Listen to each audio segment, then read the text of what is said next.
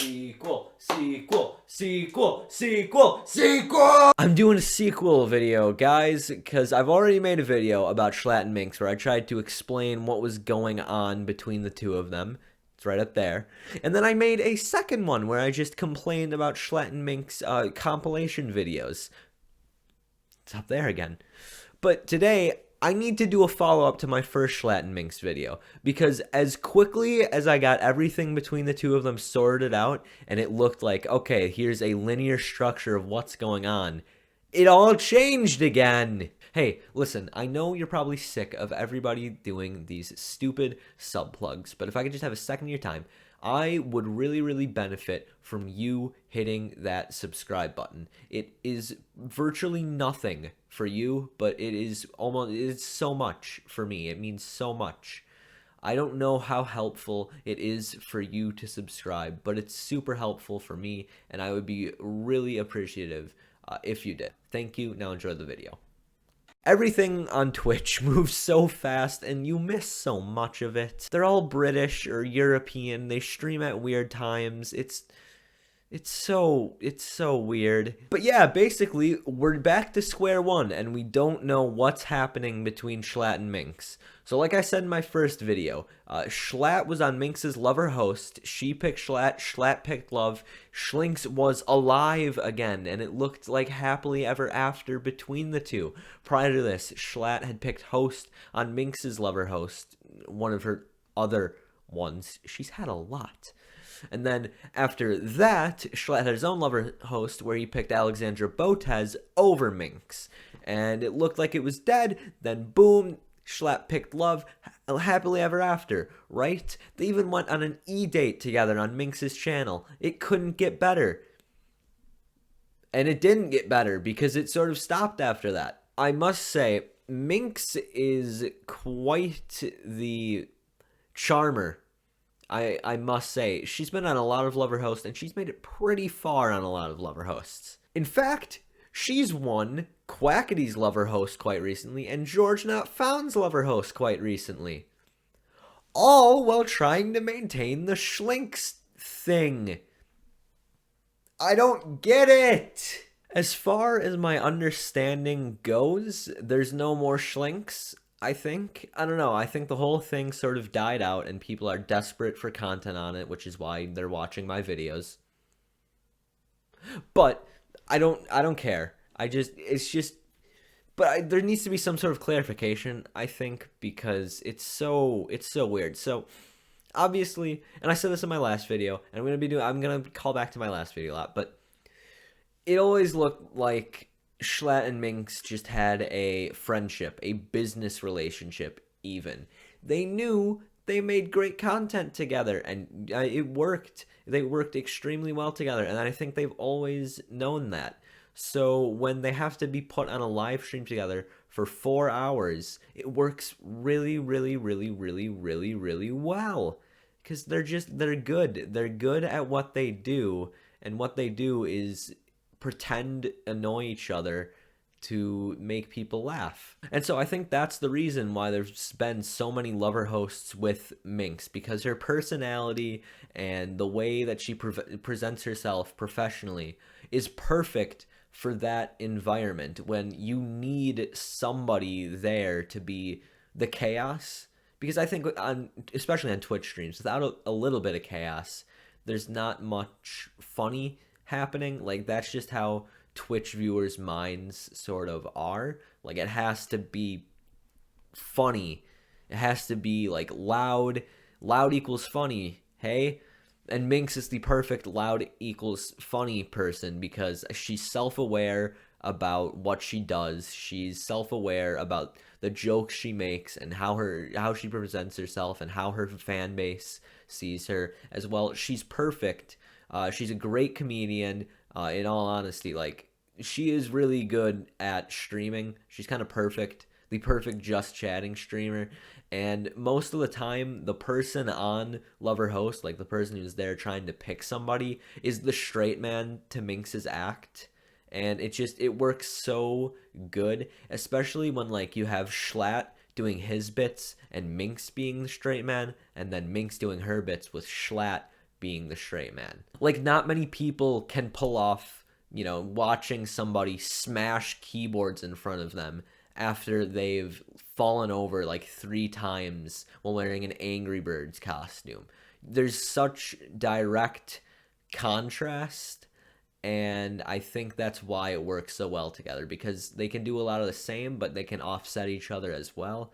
They're just two great comedic characters, and obviously they know that, which is why they've made so many great videos and they've done so many great streams together, because they're so in tune with how to create good content and how to put out good stuff for their fans, and how to also leverage YouTube drama, Twitter drama to their advantage, because there's always so much drama going on YouTube, going on Twitter, and they put their names into that drama pretty much. They didn't get involved in anything, but they became the drama themselves.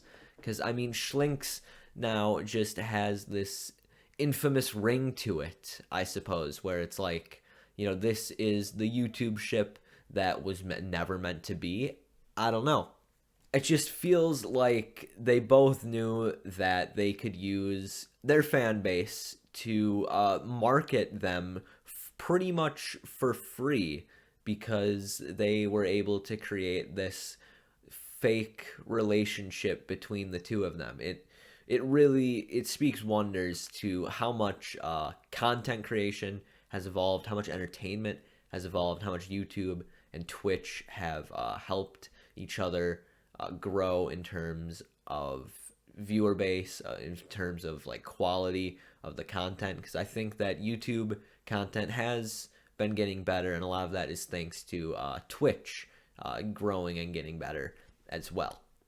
But you don't care about my thoughts on Twitch and YouTube and Schlatt and Minx being great comedians. You want to know what the deal is. I get it. So here's the deal. There never was a deal. It was all fake. You've been duped. Listen, it's pretty easy to say it.